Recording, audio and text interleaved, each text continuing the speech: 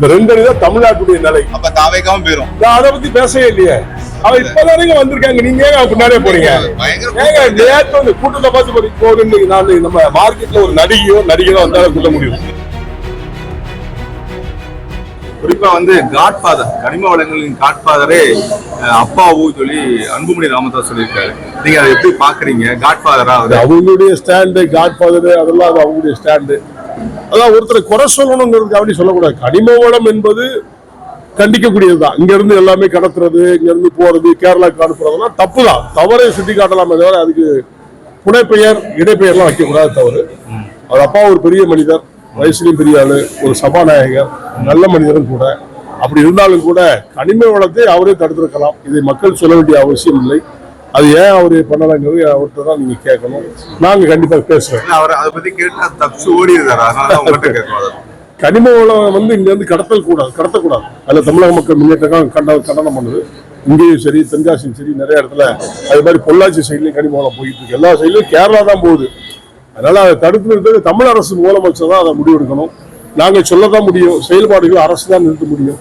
அதனால அரசு இதை கவனத்தில் கொண்டு கனிம வள கொள்ளையை தடுக்க வேண்டும் என்று தமிழக மக்கள் முன்னேற்ற கழகத்தின் சார்பில் வேண்டுகிறேன். அவருடைய ஆப்ஷன், அவர் கட்சி வச்சிருக்காரு, அவருடைய ஆப்ஷன் இருக்கு, ஆட்சியில் பங்கு அவர் கேட்கிறாரு.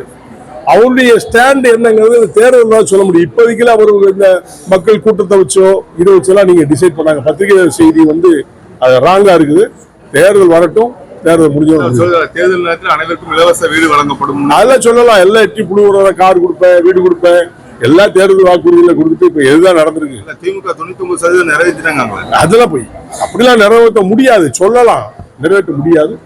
காலத்தின் கட்டாயம் சீக்கிரமா நல்லபடியா முடியிட்டு மக்களுக்கு நல்ல செஞ்சா சரிதான். சந்தோஷம். செய்யலாம் சொல்றேன். வாக்குறுதி எங்க சொல்லி செஞ்சிருக்காங்க, எல்லாமே செய்ய முடியாதே சொல்றேன். நீங்க பள்ளி அறையில் உட்கார்ந்து மது குடிப்பது எப்படி பாக்குறீங்க? இது வந்து தாய் தந்தையர்கள் வளர்ப்பு சரியில்லை. தாய் தந்தையர் தான் குறை சொல்லணும். மாணவ பருவத்தில் இருக்க பிள்ளைகள் வந்து அங்க குடிக்கணும்னு சொன்னா அவங்க அப்பா குடிக்கிறாருன்னு அர்த்தம். இந்த பிள்ளைகளை போய் கடையில போய் வாங்கிட்டு வர சொல்றது, இந்த மாதிரி இழிநிலைப்படுத்துறது தாய் தந்தை தான். தாய் தந்தைகள் குழந்தைகளை சரியாக வளர்க்கவில்லை என்பது அரசுக்கு அது சம்பந்தம் இல்லை. ஏன்னா எதுக்கு எடுத்தாலும் அரசு சொல்லாங்க நம்ம பிள்ளைய நம்ம தான் வளர்க்கணும், ஊட்டி வளர்க்கணும். நம்ம பிள்ளை தப்பு பண்ணுன்னு சொன்னா அதுக்கு காரணம் பேரண்ட்ஸ். அந்த பேரண்ட்ஸ் ஒழுங்காத பிள்ளைய வளர்த்துனா அந்த மதுக்கு அந்த பிள்ளையை குடிச்சுக்காது. பேரண்ட்ஸ் முக்கியம், அதே மாதிரி அங்க இருக்கிற டீச்சர்ஸும் முக்கியம். அதை கண்டிக்கணும். அந்த மாதிரி நிலைகள் இழிநிலைகள் ஏற்படாதவாறு தமிழகத்தில் இனிமே நடக்கக்கூடாது என்பதை நான் அதுதான் திராவிட மாடலா அதுக்கு எதுக்கு சம்பந்தம் இல்லை. நீங்க அரசியே சாட்டாங்க. என் பிள்ளைய நான் வளர்க்கணும்னா நான் தான் என் பிள்ளைய பார்க்க முடியும். இதுக்கு அரசுக்கு என்ன சம்பந்தம்? சும்மா அதுக்கு காரணம் கஞ்சா. நான் ஏற்கனவே பல திருப்பி உங்கள்கிட்ட மீடியால சொல்லியிருக்கேன். கஞ்சா புழக்கங்கள் தமிழ்நாட்டுல அதிகமா இருக்குது. இது எல்லாமே ஆந்திரா, கேரளால இருந்தா கடத்தப்பட்டு வருது. தேனி, அதான் கேரளா, தேனி, ஆந்திரா. இதை அடிவேற நீங்க வியாபாரம் தூக்கிட்டு வரலாம். கூலிக்கு வேலை செய்றவன், மாட்டினம் பூரா கூலிக்கு வேலை செய்வேன். இந்த ஆணிவேர் யார் எங்கிருந்து உற்பத்தி பண்றா அவனை கைது பண்ணி கொண்டு வந்து அடைக்கணும். அதான் அரசுகிட்ட நான் பல துணி கேட்டுட்டு இருக்கேன். வேலை செய்ய வேலைக்காரனை கைது பண்ணி ஒரு புரோஜனம் இல்லை. அந்த நிலை மாற்றணும்னு சொல்றேன். கஞ்சானால்தான் அந்த கொலை நடக்குது. இந்த ராணிப்பேட்டில் நடந்த இன்சிடென்ட் கஞ்சா. அதே பத்திரிகை செய்தியில நீங்க போட்டிருக்கீங்க, கஞ்சா நல்லா குடிச்சிட்டு போதையில தான் பண்ணிருக்காங்க. தவறு. இது இந்த கஞ்சா புழக்கங்கள் வந்தா தாயை கூடுறது, தாப்பனை கூடுறது, நண்பர்களை கூடுறது, கூட இருக்கவனை கூடுறது, இதெல்லாம் கஞ்சா.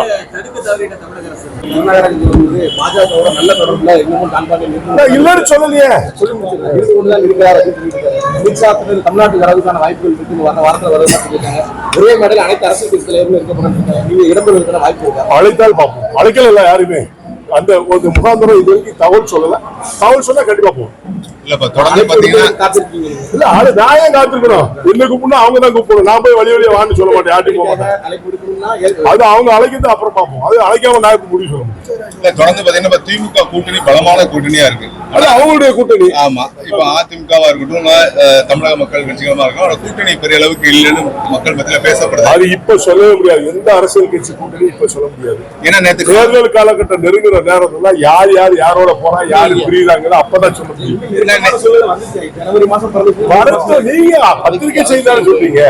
இன்னும் கட்சிகள் எல்லாம் முடிவு எடுக்கல. நிறைய கட்சிகள் வந்து திமுக வந்து வெளியில வரலாம், அண்ணா வெளியில போனா அதிமுக கூட்டணி சேரலாம், திமுக சேரலாம், தாவக்கால சேரலாம், அதெல்லாம் சொல்ல முடியாது. தமிழகத்துல இந்த தேர்தல் காலகட்டத்தில் தான் முடிவெடுப்பாங்க. அந்த நேரத்துல எந்த தமிழக மக்கள் முன்னேற்ற கழகம் யாரோட கூட்டணி அமைக்க அது வெற்றி. அதிகமான கடன் வந்து இந்த அரசு வாங்கிட்டு சொல்லி தமிழிசை சொல்லியிருக்காங்க, காங்கிரஸோட பார்வையாளர் சொல்லியிருக்காங்க. எப்படி பாக்குறீங்க? ஒவ்வொரு ஆளுக்கும் இந்த அரசு மட்டும் இல்ல, தமிழ்நாட்டுல மட்டும் இல்ல, இந்தியா முழுவதும் இருக்கிற அரசு, மத்திய மாநில அரசுகள் நிறைய இடத்துல நிறைய லட்சக்கணக்கான கோடிக்கணக்கான இது பீகார் அரசு எவ்வளவு வாங்கி பாத்தீங்கல்ல, லிஸ்ட்ல போட்டாங்க. தமிழ்நாடை விட அதிகமா யாரும் வாங்கியிருக்கா? பீகார் முதலமைச்சர் வாங்கியிருக்காரு. அதெல்லாம் ஒவ்வொன்றையும் சுட்டி காட்ட முடியாது. அந்த ஆளுமை அவங்க தான் இருக்கு. அவங்க வாங்குறாங்க, எதுக்கு வாங்குறாங்க அவங்க தான் பதிச்சு. தமிழக மக்கள் முன்னேற்ற கழகம் இந்த தொகுதியில் போட்டியிடுவதற்கான வாய்ப்பு இருக்கு. இது வரையில சொல்றேன், அது நான் சொல்ல முடியாது. பத்திரிகைலாம் அவ்வளவு ஈஸியா சொல்ல மாட்டேன். நீங்க ஒண்ணு சொன்னா 9 திருச்சி போடுவீங்க. அதனால நான் சொல்றேன், எப்ப சொல்றேன், எப்ப சொல்றேன்னு அப்ப சொல்றேன்.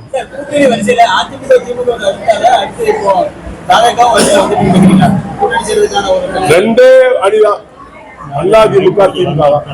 3வது அணி 4வது அணி தமிழக மக்கள் முன்னேற்றம் நினைக்கல. திமுக அதிமுக அவ்வளவுதான். இந்த 2 அணி தான் தமிழ்நாட்டுடைய நிலை. அப்ப தாவேகாவும் பேரும் நான் அதை பத்தி பேசவே இல்லையே. அவ இப்பதானே வந்திருக்காங்க, நீங்க பின்னாடியே போறீங்க. நேற்று வந்து கூட்டத்தை பார்த்து போகுது. நான் நம்ம மார்க்கெட்ல ஒரு நடிகரோ வந்தாலும் கூட்ட முடியும்.